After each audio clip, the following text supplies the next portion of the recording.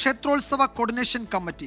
മതപരമായ ആചാരങ്ങളിൽ division bench കടന്നു കയറുന്നുവെന്നും ഡിവിഷൻ ബെഞ്ച് പുനഃസംഘടിപ്പിക്കണമെന്നും ചീഫ് ജസ്റ്റിസിന് നൽകിയ പരാതിയിൽ പറയുന്നുണ്ട്. ആന എഴുന്നള്ളിപ്പുമായി ബന്ധപ്പെട്ട് ഹൈക്കോടതി ഡിവിഷൻ ബെഞ്ച് കടുത്ത നടപടികളിലേക്ക് പോയ പശ്ചാത്തലത്തിലാണ് പരാതിയുമായി ക്ഷേത്രോത്സവ കോർഡിനേഷൻ കമ്മിറ്റി രംഗത്തെത്തിയത്.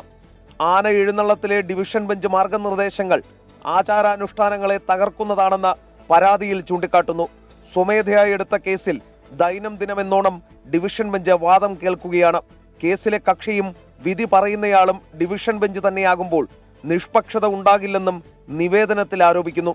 ആന എഴുന്നള്ളിപ്പുമായി ബന്ധപ്പെട്ട ഡിവിഷൻ ബെഞ്ച് പുനഃസംഘടിപ്പിക്കണമെന്നും മാർഗനിർദ്ദേശങ്ങൾ ഉൾപ്പെടെ ഡിവിഷൻ ബെഞ്ചിന്റെ എല്ലാ ഉത്തരവുകളും പുനഃപരിശോധിക്കണമെന്നും പരാതിയിലുണ്ട്. നീതിന്യായ വ്യവസ്ഥയുടെ നിഷ്പക്ഷത ഉറപ്പാക്കണമെന്ന അഭ്യർത്ഥനയും ക്ഷേത്രോത്സവ കോർഡിനേഷൻ കമ്മിറ്റി മുന്നോട്ട് വയ്ക്കുന്നു. എസ് ശ്രീകാന്ത്, 24, കൊച്ചി. ലൈംഗിക പീഡന പരാതിയിൽ നടൻ സിദ്ദിഖ്